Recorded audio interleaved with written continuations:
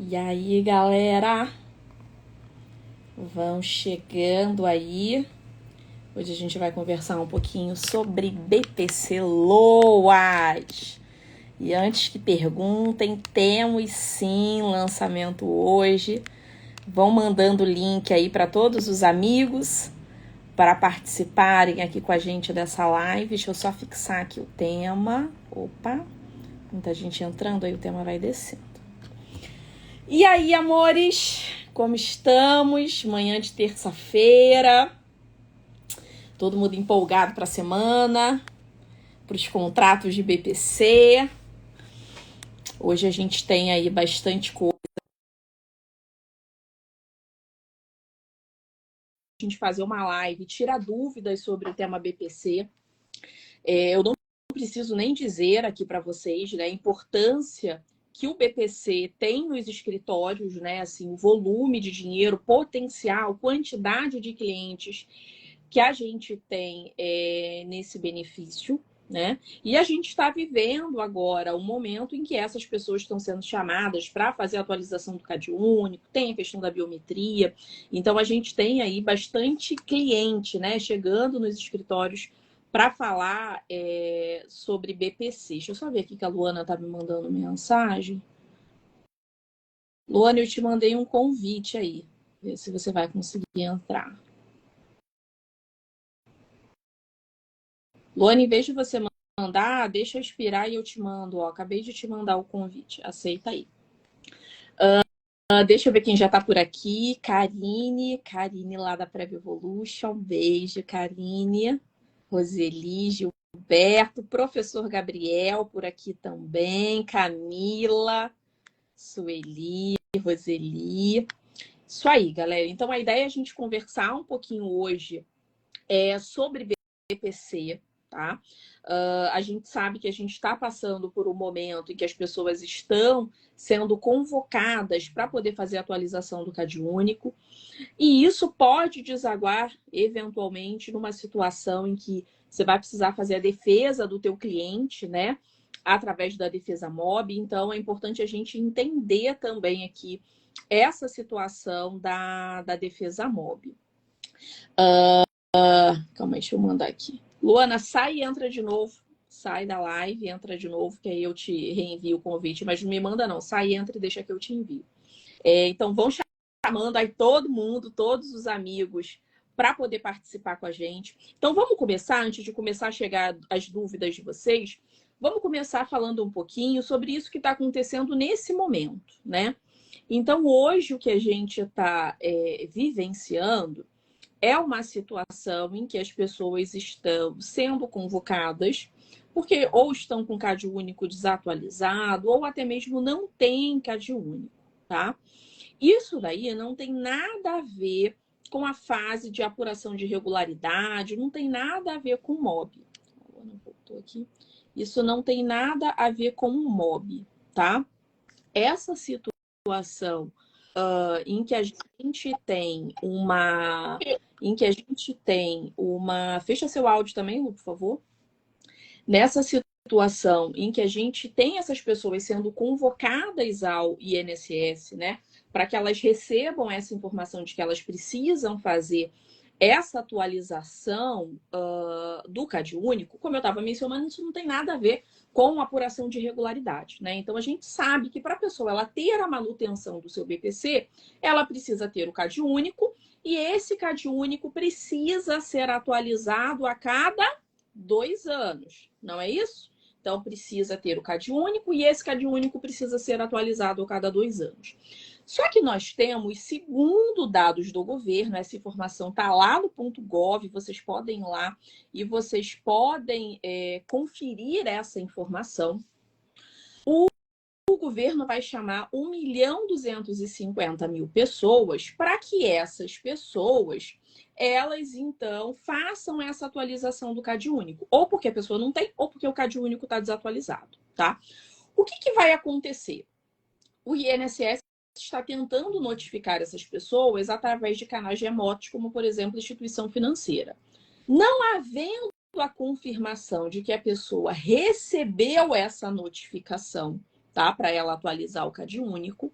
Eles estão fazendo uma coisa chamada bloqueio cautelar, que foi uma previsão que surgiu no finalzinho do ano passado.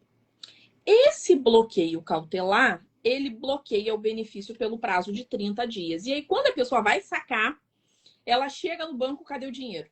Não tem dinheiro, né? Não tem dinheiro. Isso força com que a pessoa faça o quê? Ou vá a uma agência do INSS ou ligue no 135. E quando a pessoa faz isso, ou vai na agência, ou liga no 135, ela é oficialmente notificada de que aquele benefício está bloqueado porque ela precisa fazer a atualização do CadÚnico. Recebeu essa notificação, a pessoa vai ter um prazo que vai variar se ela mora em zona rural ou não, para estar fazendo essa atualização do CadÚnico. Se não fizer, o benefício vai ser inicialmente suspenso, né? E depois cessado, ok? Vamos imaginar que a pessoa fez a atualização do CadÚnico. Aí a gente parte para um outro momento, né? Porque vai ser verificado, após essa atualização, se essas pessoas ainda preenchem o requisito para concessão do BPC. E caso elas não preencham os requisitos mais para a concessão do BPC, o que vai acontecer no caso concreto é que vai ser aberto o processo de apuração de irregularidade, né? Então, a gente vai ter uma abertura de um MOB para verificar, no caso concreto, a situação daquela pessoa, se ultrapassou renda, se não ultrapassou renda, se o grupo familiar está correto, se não está correto, né? E aí a gente vai ter todo o procedimento de defesa MOB.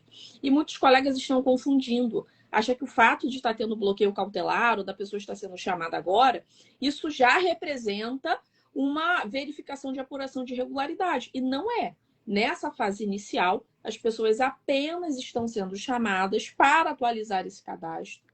Estão tendo o benefício bloqueado apenas porque não foram notificadas ainda e precisa ter ali algum meio da gente notificar efetivamente essas pessoas. Show? Vão deixando aqui as dúvidas na caixinha de pergunta para a gente ir aí conversando um pouquinho, né? E trocando aí as dúvidas. Eu já vi que já chegou aqui uma dúvida, mas vou mandando aí que daqui a pouco eu pego aqui essas dúvidas na caixinha. Então, vejam, é isso que a gente está vivendo hoje. E essas pessoas chegam no teu escritório com benefício bloqueado e a maioria dos colegas fica meio perdido, né? Como é que eu vou cobrar? Como é que eu vou atuar? Será que essa pessoa vai ter direito a manter esse benefício? Não vai ter direito, né? Fora que, no final do ano, a gente teve toda aquela discussão sobre eventuais alterações que nós teríamos no BPC, no que tange requisito de concessão, a necessidade da deficiência para concessão ser uma deficiência grave, uma deficiência moderada, e a gente teve bastante informação errada sobre isso, né? De fato, no projeto de lei, nós tínhamos essa previsão de que para a concessão do BPC, a gente precisaria ter uma deficiência moderada ou grave, mas na prática, essa alteração não passou. Então, quando a gente teve a lei publicada, a gente não teve essa alteração no sentido de entender que essa deficiência precisa ser uma deficiência moderada ou uma deficiência grave, tá? Então, hoje, na lei, a gente não tem essa limitação. Isso significa que se a gente tem uma pessoa com uma deficiência leve, essa pessoa com deficiência leve, ela também pode ter direito à concessão do benefício. Foi? Então, bora lá, deixa eu abrir aqui as caixinhas de pergunta para a gente ver a primeira dúvida, que é a dúvida da Thaís Pimenta. Segurado tem um pedaço de terra que herdou e um carro do filho no nome dele. Ele pode ter o LOAS? Olha que pergunta extremamente interessante da Thaís. Ela está perguntando o seguinte: eu tenho uma pessoa, né? Não é um segurado, eu tenho um cliente, e esse cliente, ele tem ali um pedaço de terra e ele tem um carro, né? Que nem é dele, é do filho, mas está no nome dele. A gente sabe que é comum, às vezes até por questão de financiamento, né? Às vezes as pessoas acabam colocando ali do nome do pai para poder, né? Às vezes tem um crédito melhor para financiar, fica mais fácil, enfim. E aí ela está perguntando o seguinte: o fato dele ter esse carro no nome dele e ter esse terreno no nome dele, isso impede o acesso dele à concessão do BPC? Olha que pergunta rica, né? Porque para a gente responder essa pergunta, a gente precisa lembrar um pouquinho lá de direito constitucional, lembrar um pouquinho sobre os princípios que regem, né, a Seguridade Social de uma forma geral. Oi, Filipe, beijo, meu querido. Não, acabou de começar, tem uns 10 minutos. A gente precisa lembrar o seguinte, que primeiro, quando a gente está pensando na administração pública, no INSS e no Conselho de Recursos da Previdência Social, né? Hoje, inclusive, eu não advogo, eu sou conselheira do CRPS, então eu atuo hoje julgando o recurso de vocês, né?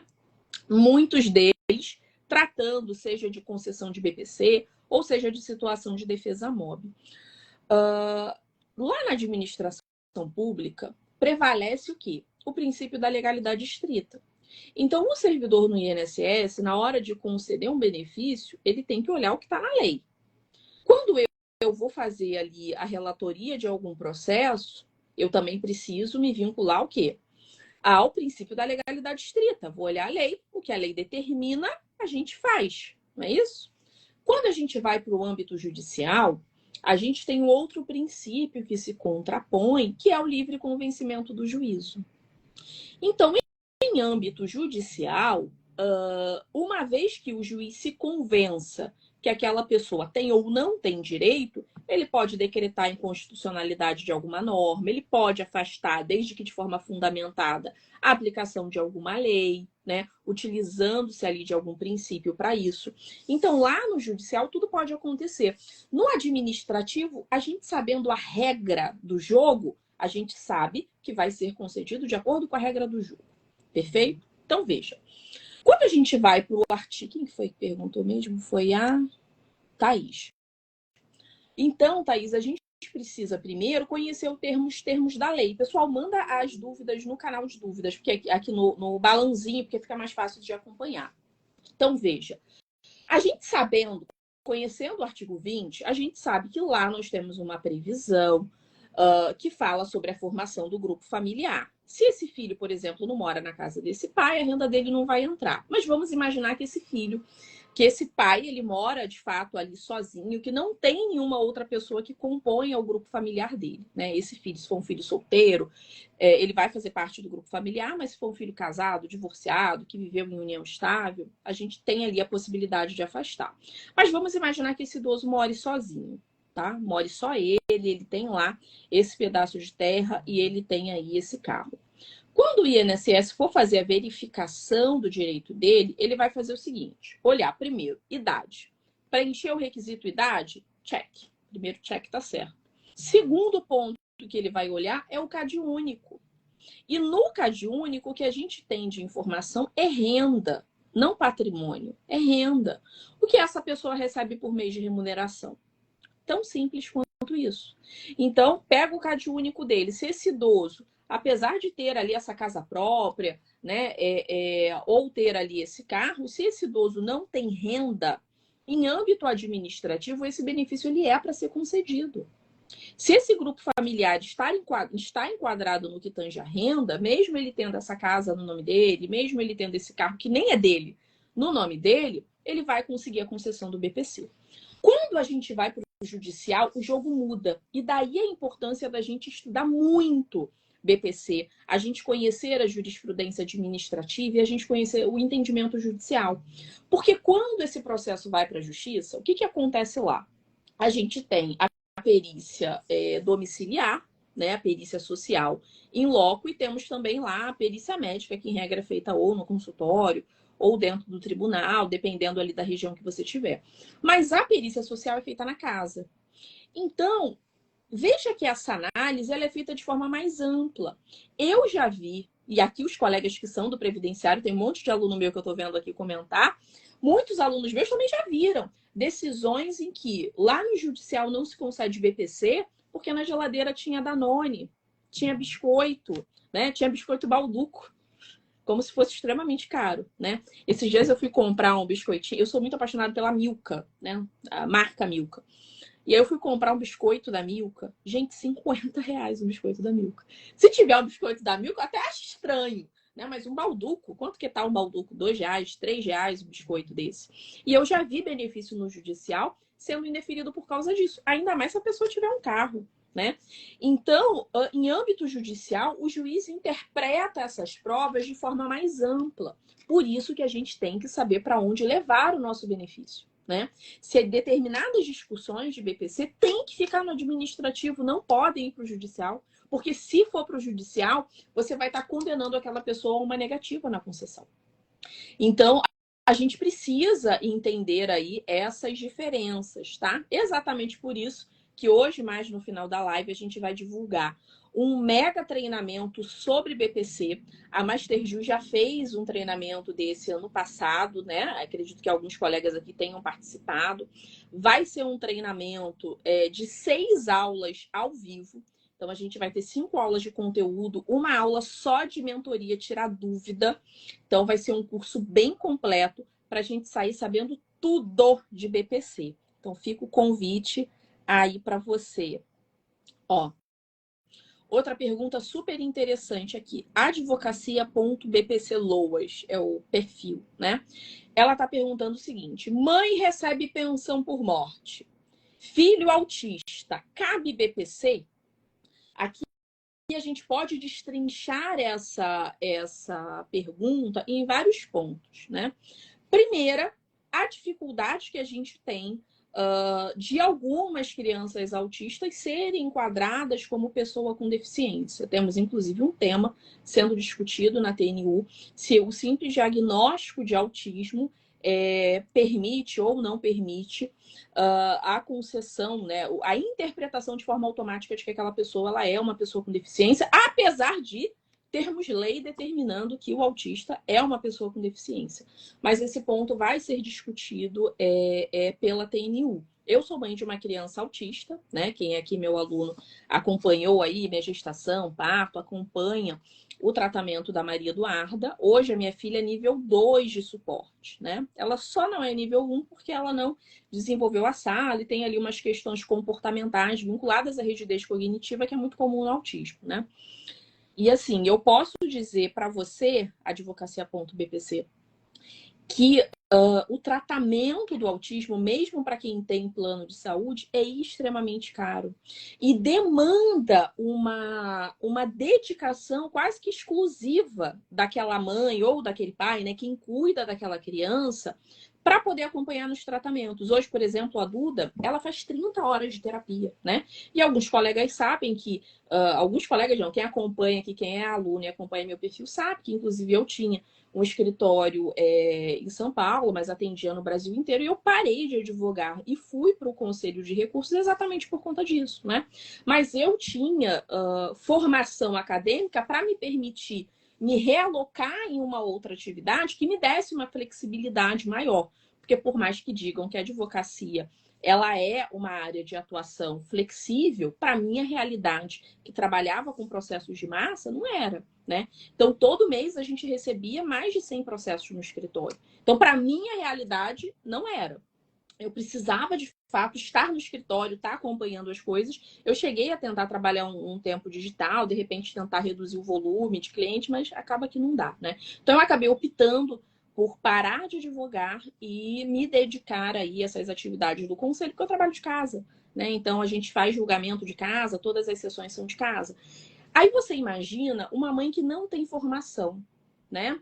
Uma pessoa que é hipossuficiente, até porque senão não estava buscando BPC. Essa pessoa ela não consegue se realocar numa atividade que permita a ela acompanhar o filho no tratamento, né?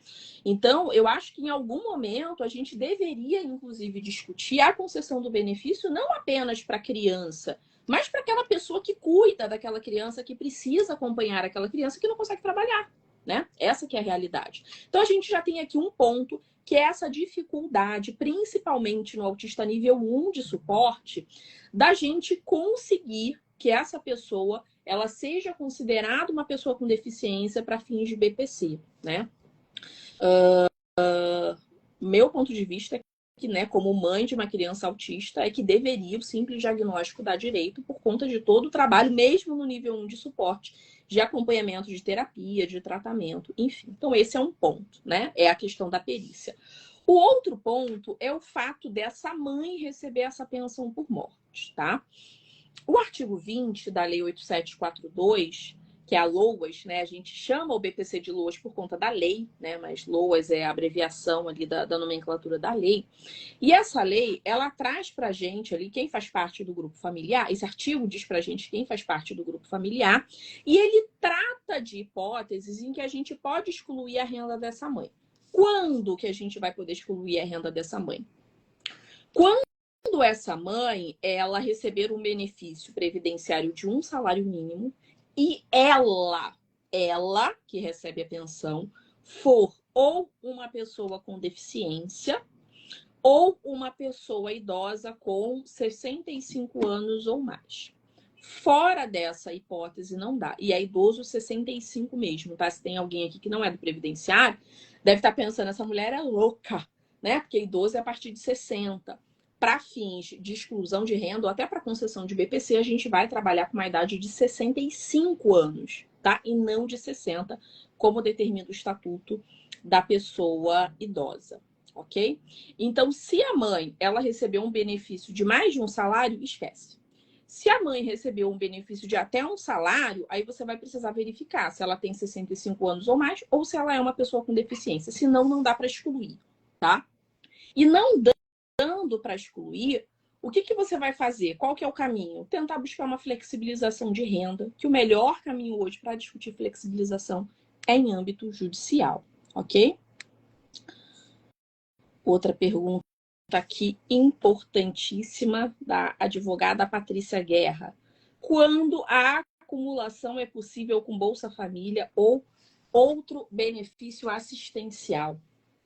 Veja mais uma vez a importância da gente conhecer de fato as regras do BPC, as regras dos benefícios assistenciais. Então já fica o convite aqui para vocês participarem do treinamento de formação em BPC, que a gente vai fazer pela Masterjus, um curso com aulas ao vivo, onde você vai poder tirar dúvidas. As aulas vão ficar gravadas, então você vai poder depois encaminhar essas suas dúvidas, porque você vai ter um acesso por 90 dias à plataforma. Então, se não conseguiu assistir ao vivo, pode assistir no online, pode mandar as dúvidas via plataforma, né, que eu e as monitoras vamos estar auxiliando vocês aí na resposta. Então, hoje a gente vai fazer a divulgação desse curso e para quem acompanha os lançamentos da Masterjus sabe que o valor de desconto de primeiro lote é só no primeiro dia. Então, hoje, especificamente, o curso vai estar com desconto. Não deixa para se inscrever amanhã, porque amanhã já vai ser outro valor, ok? E aí, respondendo aqui a dúvida da Patrícia. Veja o seguinte, Patrícia, a lei do BPC, a 8742, permite expressamente que o BPC seja acumulado com qualquer benefício assistencial. Então, se a gente tem uma pessoa que recebe Bolsa Família, recebe Vale Gás, recebe qualquer benefício assistencial, a lei do BPC permite acumulação. Ela pode acumular. Qual é o problema? Ivone, assim que a gente terminar a live, a gente vai postar o link lá no meu perfil do Instagram. Então, acompanhe aí. A gente já teve esse curso em julho do ano passado, né? E vamos fazer agora novamente mais esse curso ao vivo agora, que vai ser em abril, tá? Daqui a pouquinho eu passo mais informação sobre ele. Então, veja, Patrícia, a lei do BPC permite acumulação. Pode receber pelo BPC, sim. O problema está no benefício assistencial. E aí você precisa conferir a regra do benefício. Se lá no benefício assistencial que ele está pleiteando, se permite acumulação com outro benefício vinculado à assistência social. Entende? Então, o problema não está no BPC. O problema não está no BPC. O problema está nos outros benefícios. Então, por exemplo, o Bolsa Família. Permite acumulação? Até permite, mas o BPC entra lá no cálculo de renda para verificar o direito à concessão. Então, muitas das vezes a pessoa recebe, vai aqui, só olha a lei do BPC. E o BPC fala, pode receber. Aí a pessoa começa a receber o BPC e está recebendo Bolsa Família. Mas a lei do Bolsa Família determina que se ultrapassar a renda para lá, perde. Você entende? Então você precisa conhecer as duas regras. As duas regras. Karine, pós, se for em planejamento, lança agora no final do mês. Pós em previdenciário, não tem data ainda, só no segundo semestre. Ok? Vamos lá, pergunta do Filipe. Esse curso que vai ser ao vivo, Vai ter defesa MOBRE para casos práticos de BPC? Com certeza, Filipe. Esse curso de formação em BPC vai ter duas aulas, que uma é comigo e uma com Tarsis, gravadas só sobre defesa MOB. E aí a ideia é que vocês assistam essa aula antes das aulas ao vivo. E nas aulas ao vivo, a gente vai fazer vários estudos de caso só sobre defesa MOB, tá? É um curso de 6 dias. Se a gente fosse jogar também as discussões, todas as discussões, né, de defesa MOB para a versão ao vivo, a gente fecharia ali com quase 10 dias. Então, a gente tem 2 aulas gravadas nesse curso sobre defesa MOB. E nas aulas ao vivo, a gente vai fazer vários estudos de caso, já partindo do princípio que vocês assistiram essas aulas que vão estar gravadas. Foi?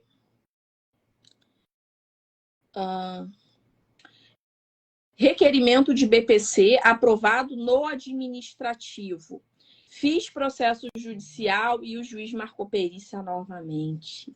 Nós temos tema da TNU, salvo engano, é o tema 72, se eu não estou puxando errado de cabeça, mas salvo engano é o tema 72, Fernanda, que trata expressamente que você não precisaria fazer essa nova perícia em âmbito judicial. Agora, minha filha, se foi concedido, por que você foi judicializar? Provavelmente foi concedido em sede recursal, né? A gente tem que tomar muito cuidado quando a gente faz um pedido de BPC, faz recurso e judicializa. Por quê? Porque esse nosso recurso, mesmo que ele seja julgado procedente, se for descoberto que tem ação judicial, isso derruba a decisão, né? Na verdade, se foi descoberto depois do que a decisão for proferida, a gente manda para a consultoria jurídica, mas a consultoria jurídica manda validar a decisão judicial, então tem que ter muito cuidado. E o BPC, gente, só pode ser judicializado em situações estratégicas. Tem situação que não pode judicializar, ok? Não pode judicializar, porque se judicializar, vai perder, ok? Vai perder. O Vladimir está perguntando. Mas se foi concedido inicialmente, Fernanda, por que você judicializou? O Vladimir está perguntando, mas os laudos e exames são desde... Deve ter alguma outra pergunta dele. Deixa eu ver aqui se tem alguma outra anterior. Tive 2 negados por não estar comprovado impedimento de longo prazo. Aí, cadê a outra pergunta dele? Tem muita pergunta aqui para achar. Mas os laudos e exames são desde 2021, apesar que a senhora disse que 2 anos sejam futuros. Veja o seguinte, Vladimir. Essa discussão de impedimento de longo prazo, o que se verifica? E muita gente confunde. Uma coisa é a pessoa ser uma pessoa com deficiência. Outra coisa é a pessoa ter um impedimento de longo prazo. A pessoa pode ter um impedimento de longo prazo e ela não ser considerada uma pessoa com deficiência. A gente tem um grande problema do BPC, que é o instrumental de avaliação. Por quê? Esse instrumental de avaliação, diferente do instrumental da aposentadoria da pessoa com deficiência, não tem validação científica. Por isso que o instrumental da aposentadoria da pessoa com deficiência, ele é amplamente aplicado tanto no administrativo quanto no judicial. Eu não estou com o meu livro aqui perto, eu tenho inclusive um livro sobre essa modalidade de aposentadoria, em que a gente trabalha bastante esse instrumental. No BPC se usa outro instrumental. E esse outro instrumental do BPC, ele não tem validação científica, por isso que ele só se aplica em âmbito administrativo, tá? E esse instrumental, ele faz, o único ponto acertado nele é que ele faz essa diferenciação do impedimento de longo prazo para a deficiência. Esse impedimento precisa ter pelo menos 2 anos. No entendimento da TNU, mais uma vez, a importância da gente conseguir os 2 entendimentos, esses 2 anos não precisam ser nem anteriores. Se a gente tem uma projeção dessa deficiência futura, isso daí já estaria valendo, né? A gente tem decisão da TNU nesse sentido. Administrativamente, pede-se que essa deficiência ela tenha começado 2 anos antes, exceto se for uma criança, for um recém-nascido, que não tenha nem 2 anos de idade. Aí realmente não dá, ok? Mas uma coisa é a gente comprovar esse impedimento de longo prazo. Outra coisa é a gente comprovar essa deficiência. E eu tenho um atestado comprovando dependendo da patologia, o médico pode afastar o atestado se não tiver nenhum tipo de exame para poder corroborar aquela informação, principalmente se esse laudo for contemporâneo, né? Então, inclusive no curso de formação que a gente vai ter uma aula só sobre perícia, onde a gente vai discutir apenas perícia, ok? Oi, Josi. A Josi está perguntando aqui. Se o advogado morar com o filho casado, poderá pedir o benefício e no CadÚnico, ele terá que morar de favor? Olha só, né? A riqueza dessa pergunta da Josi, né? Josi que é parceira aí, né? Acompanha sempre os cursos da Master Jus. Veja a riqueza dessa pergunta dela. Lei 8742, ela vai trazer para a gente, como eu já disse para vocês aqui hoje, expressamente quem faz parte do grupo familiar, não é isso? Então, nós temos lá o cônjuge, companheiro, temos os filhos solteiros, enteados, menor tutelados, solteiros, né? Madrasta, padrasto, essas pessoas compõem um grupo familiar. Veja que a lei fala filho solteiro. Filho solteiro. Filho casado não é filho solteiro. Filho divorciado não é filho solteiro. Filho que vive em união estável não é filho solteiro. Filho que tinha união estável e não tem mais, segundo a portaria 3 do próprio INSS, também não é filho solteiro. Então, esses filhos não fazem parte do grupo familiar. E aí a gente tem um problema, que é a questão do CadÚnico. Por quê? Esse filho casado, se ele é casado, se divorciou e voltou para a casa dos pais, ou se ele mora com a esposa na casa do pai, esse filho, ao ser prestadas informações no CadÚnico, esse filho vai estar constando, né? E obrigatoriamente vai estar constando. Por quê? Por que obrigatoriamente ele vai estar constando? Porque o regramento do CadÚnico fala que deve constar na formação daquele grupo familiar todo mundo que mora na mesma casa. Então, se mora o idoso e o filho casado, ou o idoso, o filho casado e a esposa do filho casado, todos eles devem constar no CadÚnico, ok? Vamos imaginar que nós temos esse idoso, temos esse filho casado, e esse filho tem uma renda de R$3.000. R$3.000.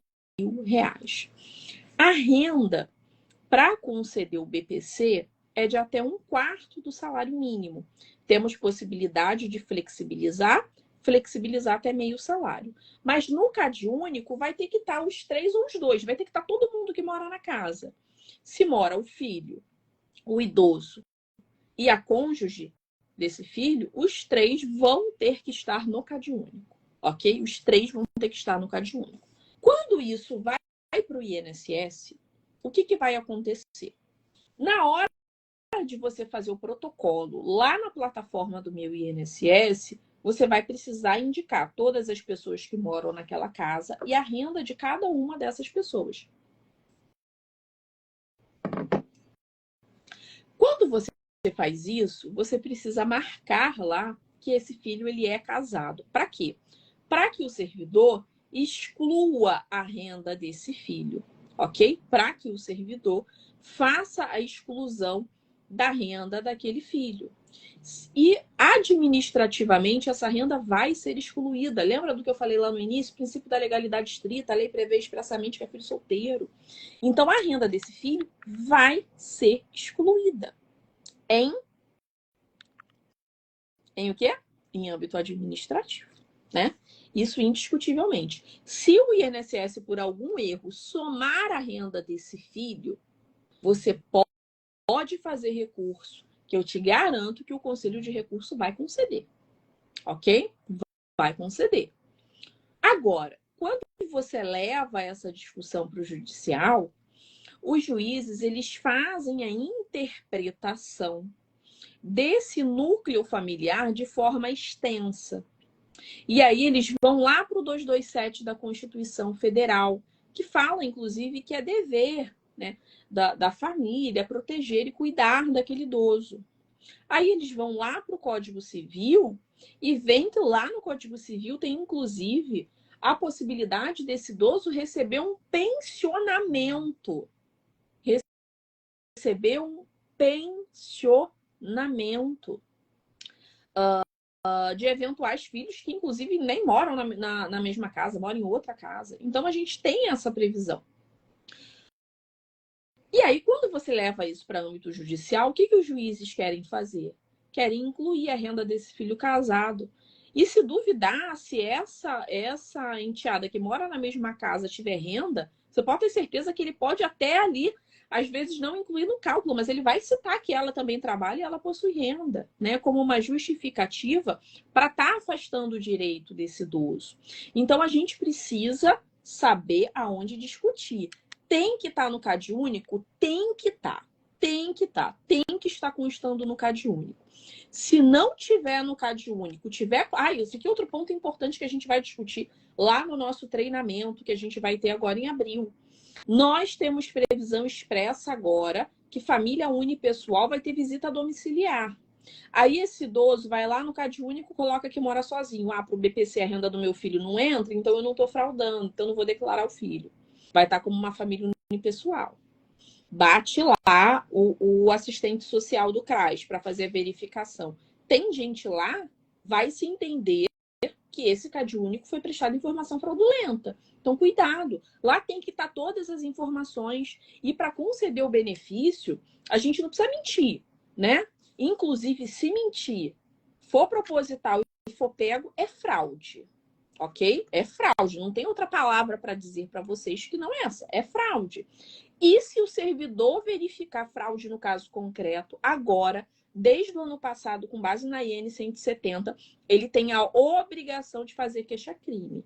Então, cuidado, gente. BPC não é brincadeira. BPC não é brincadeira. A gente precisa fazer com responsabilidade, ok? Com muita responsabilidade. Perfeito?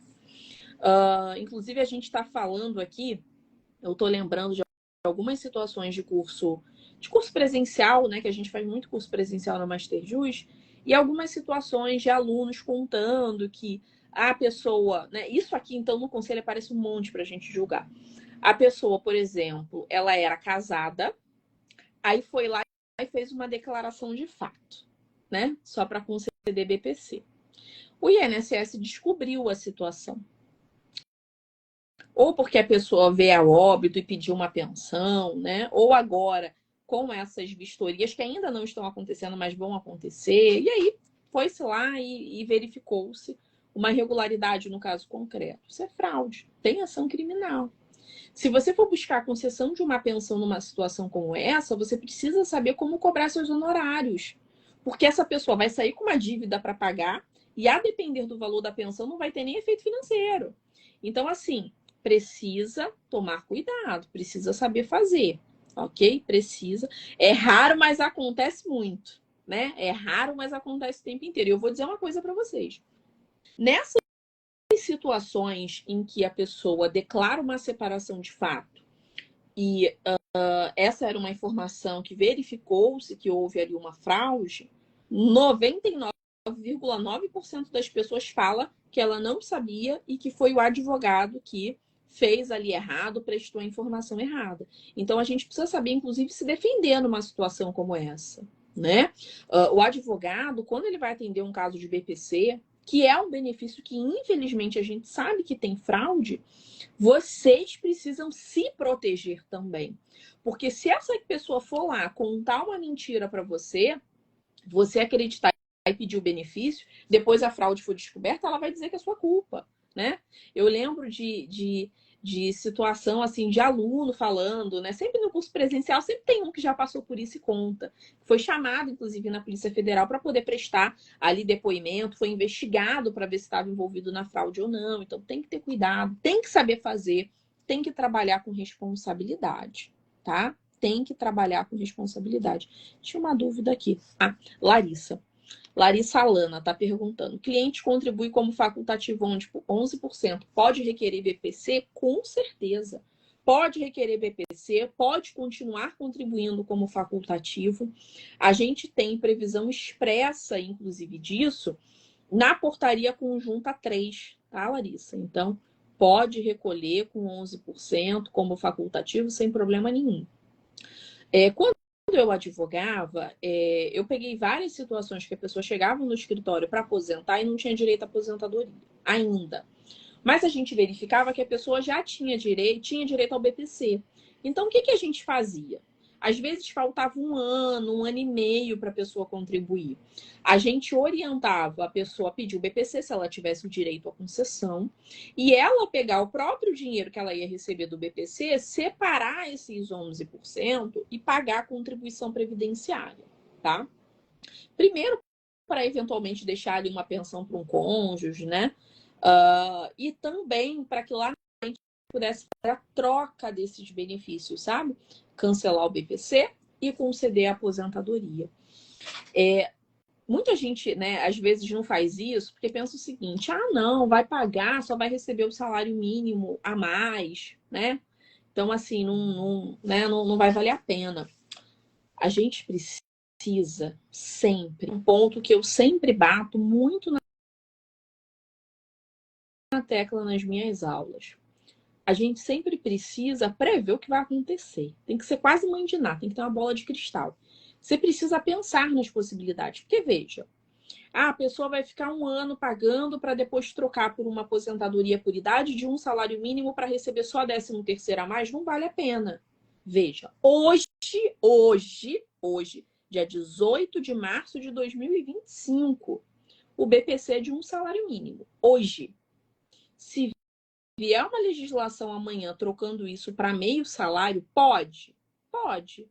Tem direito adquirido? Isso é benefício assistencial, amores. Isso não é benefício previdenciário. Isso não é benefício previdenciário. Isso é benefício assistencial. E, inclusive, se discutiu isso agora no Congresso, uma redução do valor do BPC. Uma redução do valor do BPC. Então, veja, hoje, 18 de março de 25, é salário mínimo. Não quer dizer que amanhã vai ser. E aqui não dá para a gente discutir eventual direito adquirido. É um benefício assistencial, não é um benefício previdenciário. Além disso, hoje nós temos um regramento de 1/4 do salário mínimo. E amanhã? Quem me garante que vai ser ainda essa renda? Quem me garante que o filho desse idoso que mora com ele, filho solteiro, não vai começar a trabalhar e vai ultrapassar a renda per capita? Então não dá, a gente tem que pensar em todas as possibilidades. Mesmo que essa pessoa eventualmente vai pagar 2 anos, que seja, às vezes vale a pena. Não só para ela receber a mais o 13º, como a regra do jogo pode mudar também, né? A regra do jogo... Ai, Dani, não vi que você estava aqui. Bom dia aí para ti. A regra do jogo ela pode mudar, né? E as pessoas que a gente atende precisam estar sempre cientes disso, ok?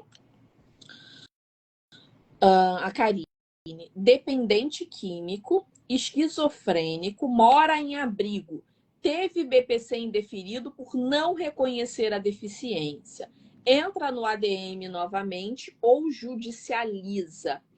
Discussão de deficiência, Karine, no BPC, o ideal é que você judicialize essa discussão. O que não impede que você faça um novo requerimento, sabe? O que você não pode é fazer um recurso e judicializar. Mas você pode judicializar esse teu NB que você tem hoje na sua mão e discutir no judicial, tá? Paralelamente a isso, você pode dar outra entrada. Passou 30 dias, você pode dar outra entrada. Passou mais um pouco, pode dar outra entrada, não tem problema, tá? É claro que o ideal é que você tenha novos documentos médicos para evidenciar um eventual agravamento. Se a pessoa, a dependência química por si só não, mas a esquizofrenia, ela pode ser enquadrada sim como uma deficiência, né? Não só como uma deficiência, como uma incapacidade também. A gente pode tentar, caso a pessoa tenha qualidade de segurado, dá para você tentar a discussão, inclusive, nas duas vertentes, tá? Mas você pode seguir aí esses dois caminhos, judicializar e dar uma nova entrada no INSS. Não tem empecilho com relação a isso. O que você não pode é fazer recurso, ok? O que você não pode é fazer recurso. Perfeito? Outro ponto aqui, só para a gente finalizar, e aí eu vou mostrar para vocês aqui o curso. Deixa eu abrir o site, acho que o site eu não vou conseguir abrir. Luana, me manda aqui no WhatsApp o site, por favor. Vou deixar aqui o WhatsApp aberto. O site lá do curso. Tem uma pergunta aqui da Bruna para a gente finalizar, que é uma pergunta bem importante, tá? Pensão alimentícia é considerada no cômputo do BPC? A gente tem previsão expressa disso na legislação, tá? Quando a gente está falando... Luana, o site não está abrindo para mim. Tenta abrir aí, vê se você vai conseguir abrir, por favor. Quando a gente está falando em pensão alimentícia, surgem duas dúvidas. A primeira delas é sobre a possibilidade de acumulação. Se é possível acumular o BPC e a pensão alimentícia. Essa é a primeira dúvida. Deixa eu tentar abrir aqui. Essa é a primeira dúvida. E pode acumular? A gente pode ter, por exemplo, uma criança que recebe uma pensão por morte, uma pensão alimentícia e recebe um BPC, pode, não tem problema nenhum, tá? Então, pode ter o pagamento da pensão alimentícia e essa criança está recebendo o BPC. Porém, o valor recebido a crédito de pensão alimentícia, ele vai entrar no cálculo da renda per capita do BPC, ok? Então, ele vai entrar no cálculo da renda per capita do BPC. Então, apesar da gente poder ter, no caso concreto, essa acumulação, apesar de, no caso concreto, a gente poder ter essa acumulação, vai entrar no cálculo da renda per capita. Então, você precisa calcular aí essa renda. Você falou desse caso de pensão, Bruna. Eu lembrei de um caso super interessante de uma aluna da Prev Evolution. Luana, depois só me confirma que você está vendo o site, por favor. De uma aluna da Prev Evolution. Eu sempre conto essa história, né? Esses dias, inclusive, na última mentoria, ela estava ali falando sobre esse caso, né? Estava contando lá para os colegas e aí eu comentei com ela, né, que eu sempre menciono esse caso dela. Veja a seguinte situação. Ela tinha uma criança que recebia uma pensão, tá? Pensão alimentícia, valor R$300 é o valor da pensão, ok? A pensão pode acumular? Pode acumular. Ela fez a solicitação do BPC. O BPC foi indeferido. A renda familiar estava enquadrada, mas não foi reconhecida a deficiência. Aí ela judicializou. Quando ela judicializou, o juízo poderia ter aproveitado o reconhecimento da renda do âmbito judicial, né? E discutido só a questão da deficiência. Qual que é o problema? A deficiência, ela, para ser verificada, a gente precisa ter uma perícia biopsicossocial, uma perícia médica e uma perícia social. Então, para a própria verificação da existência da deficiência, precisa das duas perícias, mesmo que eventualmente o juízo fosse só verificar a deficiência porque a renda já estava enquadrada administrativamente. Aí, olha o que aconteceu. Chegou na perícia domiciliar lá do BPC para fechar lá a pontuação, para entender se aquela criança era uma criança com deficiência ou não. Descobriu-se que o pai daquela criança, ele era policial. Renda do pai. Pasmem, R$17 mil. Ela achava inicialmente que era 6, mas aí depois ela foi consultar e era 17 mil, que ela comentou aqui na última aula que a gente teve ao vivo, né? R$17 mil. Essa informação, evidentemente, constou do laudo da assistente social. Veja, O cara recebia 17 mil reais e pagava 300 de pensão. E, gente, não é fraude, ele pagava realmente 300 reais de pensão, tá? Por ser ali um policial, eu acho que a pessoa ela tinha até um pouco de receio, sabe? De fazer uma ação de revisão. Eu não sei se de repente a pessoa era uma pessoa agressiva, né? E ela não fez ali um pedido de revisão daquela pensão e vinha recebendo 300 reais. Talvez ela nem soubesse também o salário da pessoa, né? O que aconteceu nesse caso? Indeferido a concessão do BPC. Por quê? Porque o juízo entendeu que a primeira responsabilidade de manutenção daquela criança é do pai. Então, a mãe deveria buscar primeiro que uma revisão dessa pensão, né? E não se contentar com receber 300 reais de pensão. E que o direito, né, o dever do Estado de concessão do BPC é um direito subsidiário. É um direito subsidiário. Coitado do policial, olha. É um dever subsidiário, né? Enfim. E aí a colega até mencionou que acho que ela não queria fazer essa ação de revisão de pensão, né? Eu não conheço ali a história da família, né? Se de repente eles tiveram algum atrito, tiveram alguma briga e a mãe não quer saber do pai. Não sei. Mas fato é que ele recebia 17 mil reais e pagava uma pensão de 300 reais, né? E aí essa situação surgiu em uma discussão judicial. O caso dela, ela precisou judicializar. Não, tá certo, eu também acho que tá certo, Vitória. Eu acho que o magistrado está correto, sim, nessa decisão dele. No caso dela, ela só precisou judicializar, pai da Shopee, ela só precisou judicializar porque não teve o reconhecimento da deficiência. Se esse processo tivesse ficado em âmbito administrativo e essa pessoa tivesse tido o reconhecimento da deficiência lá no administrativo, haveria a concessão do BPC. O problema é que no judicial acabou surgindo aí essa situação da renda, né? É uma situação de fato constrangedora e a colega garantiu que não era uma situação de fraude. Assim, a mãe realmente não quer fazer o pedido de revisão ali do pai, mas o juízo está certo, né? O primeiro dever de manutenção é daquele pai. Ele é o primeiro dever de manutenção daquela criança, ok? Só tinha 15 filhos, pode dar somente 300. Sabe o que eu acho? Que essa pensão ela deve ter sido concedida lá atrás.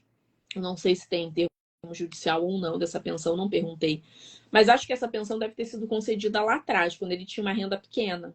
E aí deve ter feito concurso, entrou para a polícia e continuou pagando a mesma coisa, né? E vem pagando a mesma coisa aí a vida inteira, né? Mas é muito legal. Essas situações que o pessoal acaba trazendo lá na Prev Evolution, né? São sempre casos assim interessantíssimos.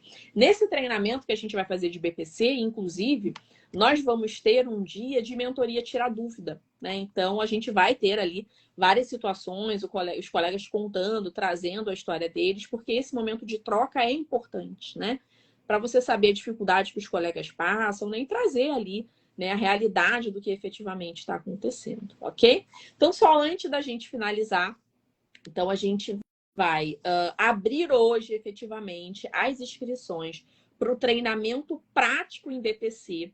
A Luana já deve ter colocado lá na minha bio o linkzinho de inscrição para esse treinamento. Como esse treinamento vai funcionar? Vão ser 1, 2, 3, 4, 5, 6. Vão ser 6 aulas ao vivo. Essas aulas vão acontecer na parte da manhã, 8h30 da manhã. Vai ficar salva. Então, vai ser dia 7, 8, 9, 10 e 11 de abril, que são os dias de conteúdo do curso mesmo, tá? Ao longo do curso ao vivo, nós vamos ter sempre uma monitora acompanhando ali o chat. Então, você tá com dúvida, vai mandando no chat, a monitora vai estar ali, vai estar respondendo. Se for alguma dúvida que ela acha que é interessante a gente trazer, vai abrir o áudio, a gente vai discutir.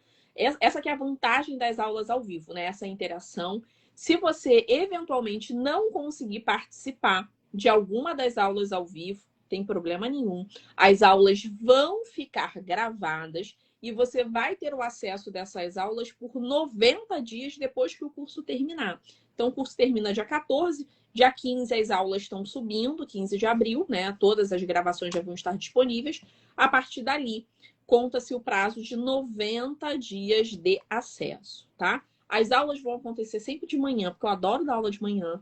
Vão acontecer às 8h30 da manhã. De noite a gente já está cansado, a mente já não tá a mesma coisa. E o objetivo do curso é que vocês estejam 100% ali com a gente para vocês absorverem todo o conteúdo. Então, respondendo ali o Filipe que ele perguntou, vai ter aula de defesa MOB? Vai. Porque eu sei que a maioria dos treinamentos de BPC não tem aula de defesa MOB, mas aqui a gente vai ter treinamento específico só sobre defesa MOB. Não adianta nada você saber conceder o BPC e chega o cliente no teu escritório com um problema para resolver, está respondendo um processo de apuração de irregularidade e você não saber como cuidar desse cliente, qual é o melhor caminho, né? Não conhecer os enunciados de conselho e a possibilidade de você isentar essa pessoa da dívida antes de uma discussão judicial. Então, tudo isso a gente vai trabalhar no curso de BPC. Vamos trabalhar os requisitos de concessão do BPC, análise de quem faz parte do grupo familiar, quem não faz parte, como é que dá para a gente trabalhar isso, hipóteses de exclusão, jurisprudência administrativa e judicial na interpretação desses casos de composição de grupo familiar. Vamos falar sobre possibilidade de flexibilização de renda, qual é o melhor caminho, como é que está a jurisprudência administrativa e judicial com relação a isso. Vamos tratar sobre estratégias para a concessão do BPC, sempre de forma muito ética e correta, como você se prevenir de eventuais situações que venham gerar um processo de apuração de irregularidade e eventual ação penal, como você, como advogado, vai se proteger nessas situações, tá? Muito colega não faz isso, não faz BPC porque tem medo de atuar com BPC. Gente, BPC era um dos maiores fluxos do meu escritório. Só perdia para benefício por incapacidade, mas era um dos maiores fluxos. O BPC hoje está dando, em média, aí de resultado, não menos do que R$8.000. Então, não dá para deixar na mesa. 2 BPCs por mês, se você atende 2 clientes, fecha 2 contratos de BPC, que você verifica a possibilidade de concessão, são R$16.000. Se você todo mês fechar 2, daqui a mais ou menos um ano, você vai ter um fluxo de R$16.000 pelo menos todos os meses. Então, não dá. É um benefício que precisa ser trabalhado. Vamos trabalhar com estudos de caso. Então, a gente vai trazer vários casos reais para a gente discutir, processos administrativos, processos judiciais, para que a gente entenda como, na prática, está funcionando essas discussões de BPC. Vamos falar sobre perícia no BPC. Apesar do instrumental do BPC não ser um instrumental validado cientificamente, o que às vezes gera muita margem, né, de interpretação, a gente vai falar como analisar, como conhecer a portaria número 2, vamos falar sobre o instrumental e estratégias para que a gente consiga comprovar de forma efetiva a deficiência, ok? E lembrando que na Masterjus, sempre no dia do lançamento, tem certificado, sim, Teles. Todos os cursos da Masterjus, no final do curso, a gente tem um certificado ali atestando a carga, toda a carga horária, tá? Masterjus, sempre. No dia do lançamento, o curso é um valor.